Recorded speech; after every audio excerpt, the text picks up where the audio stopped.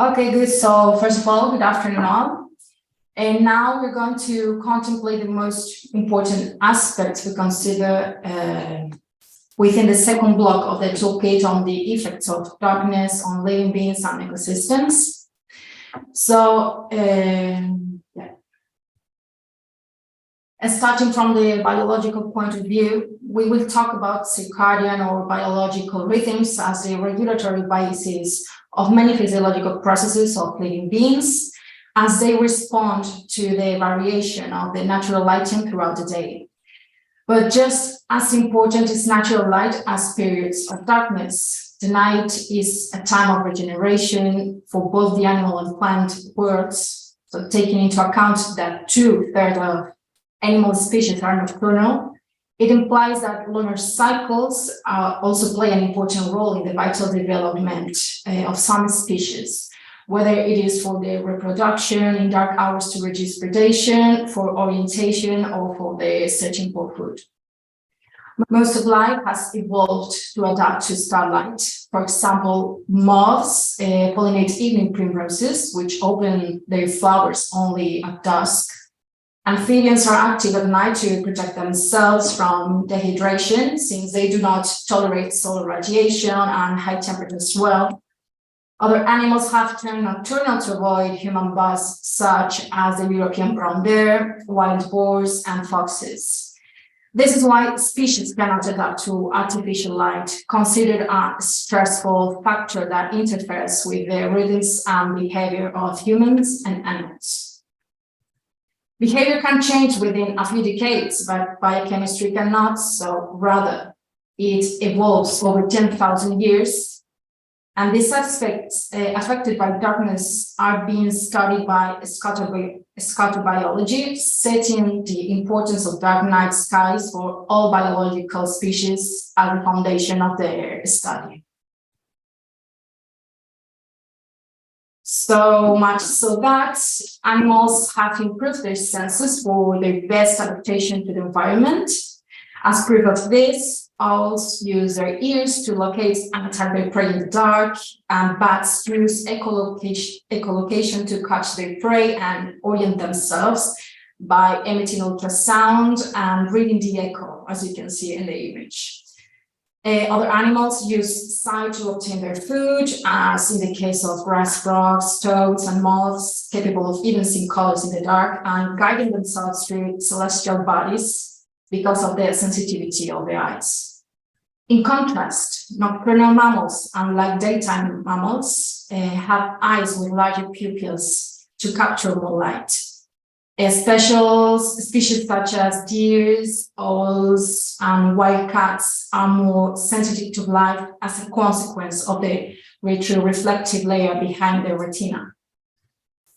Besides, there are bioluminescent animals that they produce light by themselves, such as fireflies or some fungi, using this ability to protect themselves from enemies, attract prey, or mating partners.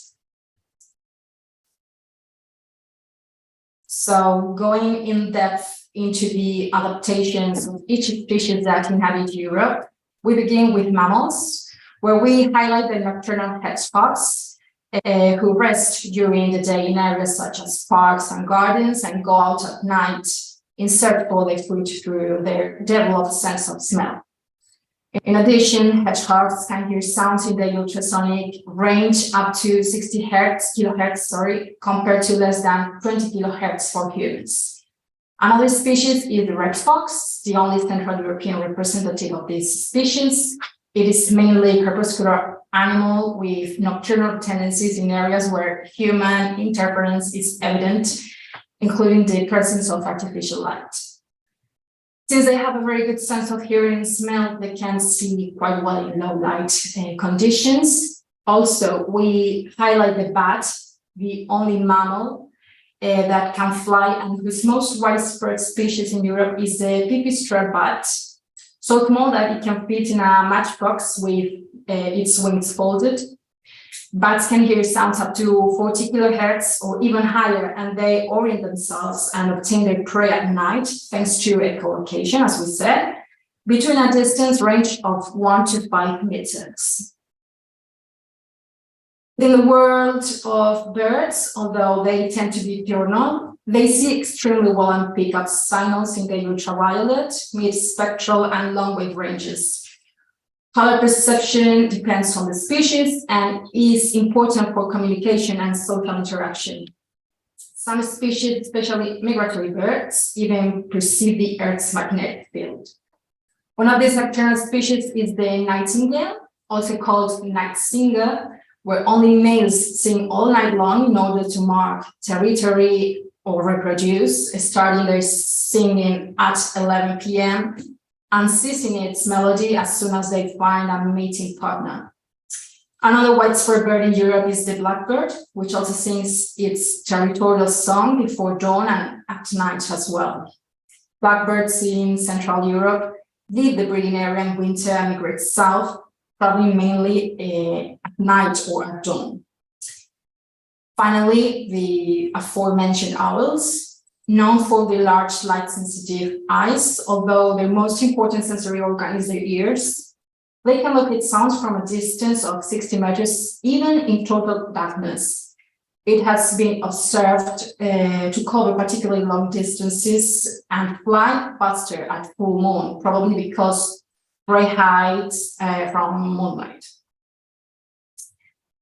In the amphibian section, common frogs and toads enjoy keen eyesight, being able to see colors even in the dark in the case of frogs, and only a fraction of starlight in the case of toads, so that they can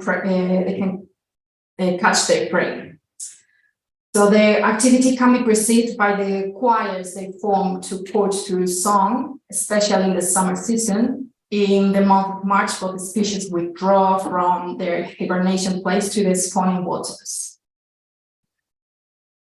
As for reptiles, they can also perceive in the ultraviolet range, which is invisible to us, and some species of snakes can even perceive in the infrared range that is also invisible for humans.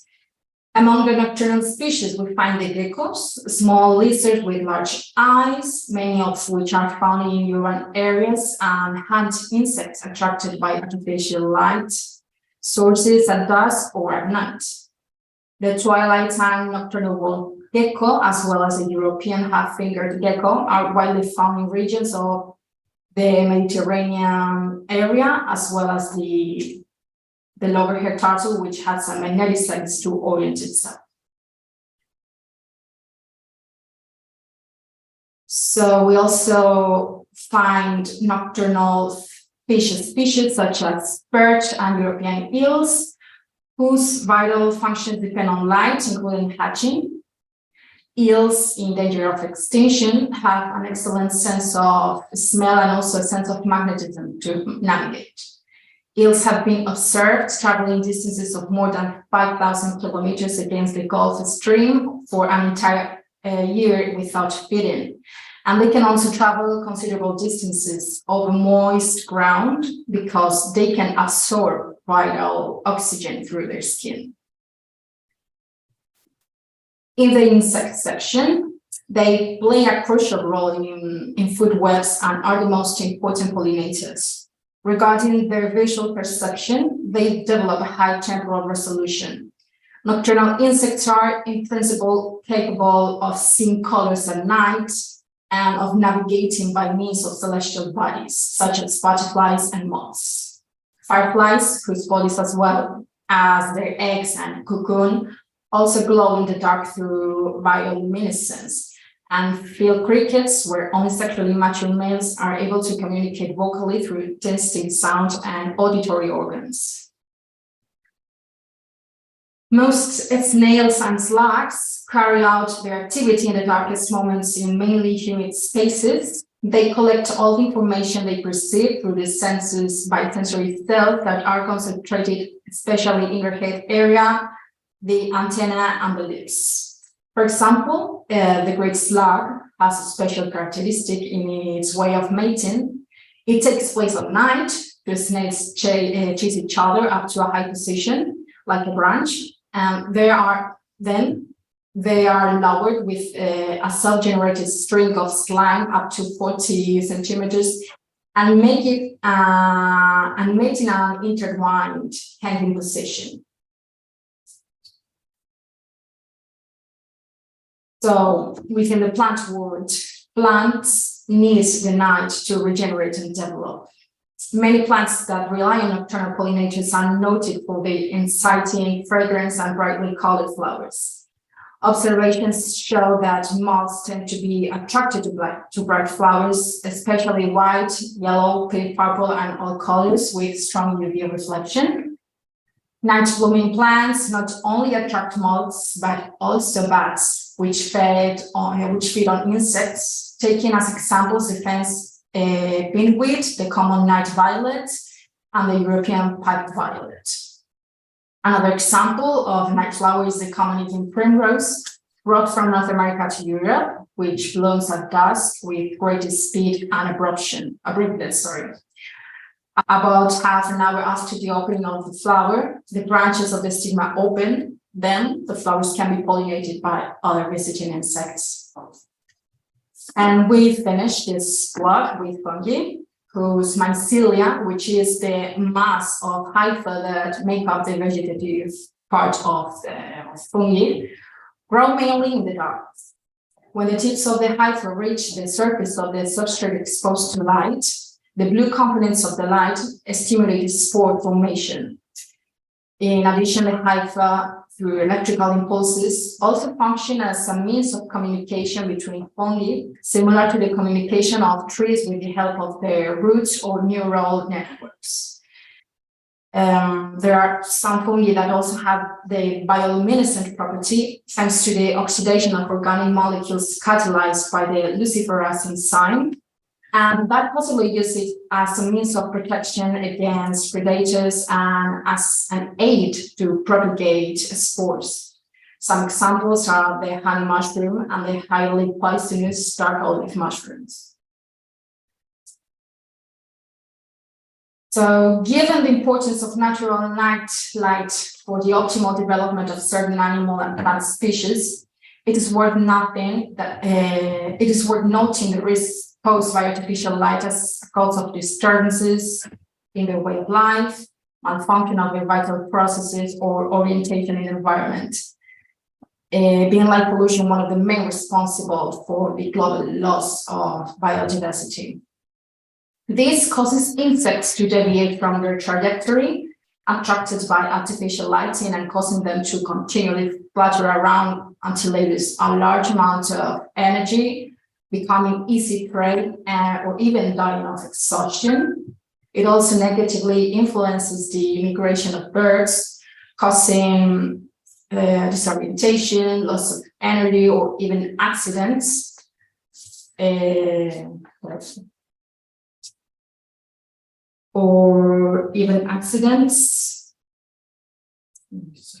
got lost.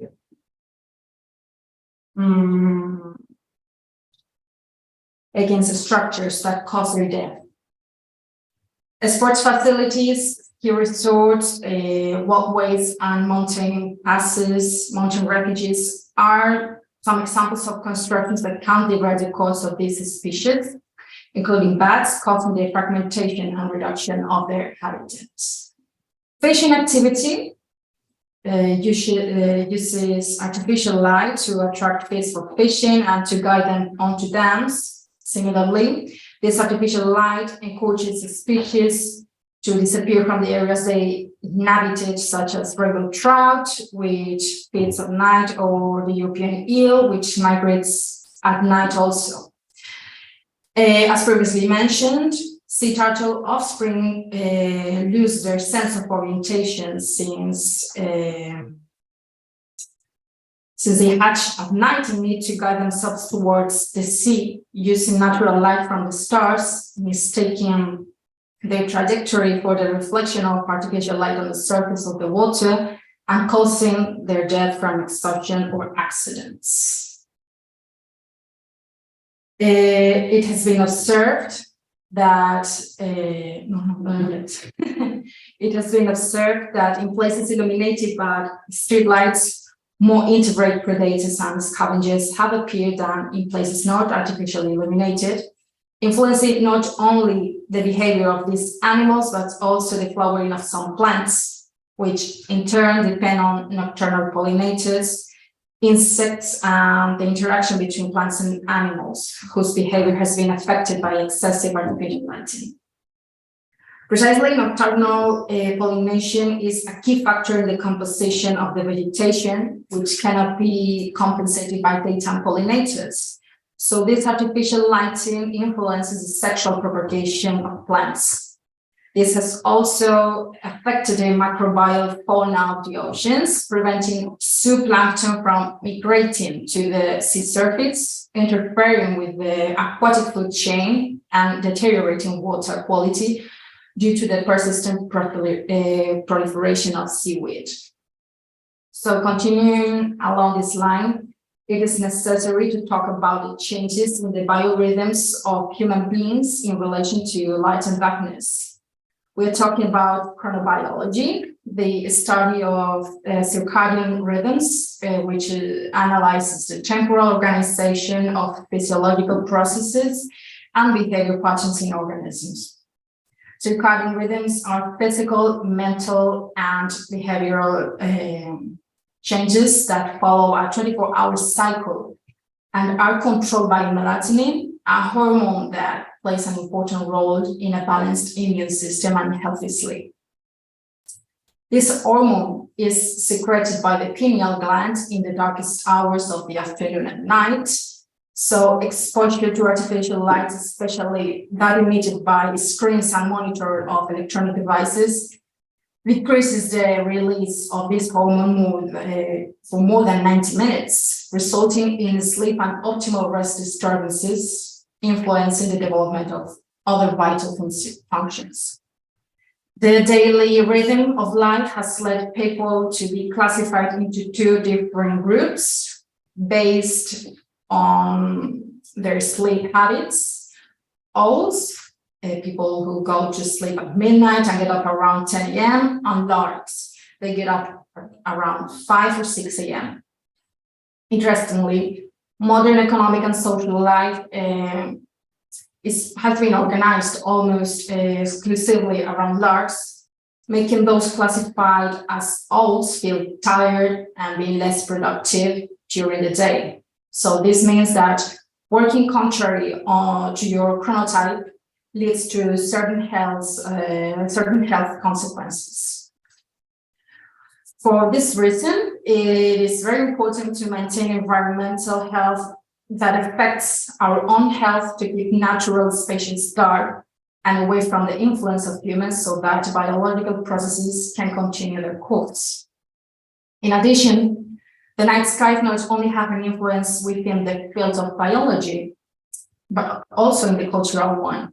So primarily, the observation of the sky was fundamental for maritime navigation, where the position of some stars determined the course of the exact situation of the ship. Much knowledge was extracted from the interpretations of the positions of the stars, the planets, and the lunar cycles, applied in agricultural activities and other areas of daily life. Several ancient cultures, for example, use the Pleiades star cluster to determine the time of setting. According to this, when the Pleiades disappeared from the firmament, the sowing took place in March. And when they appeared again, the harvest took place in October. So now focusing on the physiological repercussions of artificial light on human health, as we have already said, prolonged exposure during the night, especially to short-wave radiation emitted by electronic devices, negatively affects in the form of sleep disorders and changes in moods due to the alteration in melatonin and cortisol levels, and therefore in the circadian rhythm. Furthermore, continuous exposure to artificial light for a period of 12 to 48 hours to low intensity short wavelength light, for example, a computer screen or a mobile phone, causes accelerated loss of visual acuity. Also, an excess of artificial lighting such as LED screens, warning lights, headlights, and street lights tire the eyes and imply risks in driving. since at night the sensitivity to glare increases. So to avoid this, each European country has a series of rules and regulations that define and regulate criteria to guarantee the safety of road users with respect to visual traffic signals. Within the psychological spectrum, lighting and darkness imply some meanings given by different cultures and that influence the interaction of the human being with the environment. For example, darkness implies danger, uncertainty, or disorientation, which is why human beings, to guarantee their safety and comfort, make use of artificial light. However, the support of poorly used artificial lighting, for example, when it comes to preventing theft or lighting a path uniformly, can produce the opposite effect. So there is a free guide for planners and procurement managers around the world. It's the festive light code from our partners from the Tyrol, which throws light on certain issues regarding optimal lighting of cities, towns, parks, or riverbanks, using means with a long, useful life, low energy consumption, and a trusted reduction of light pollution.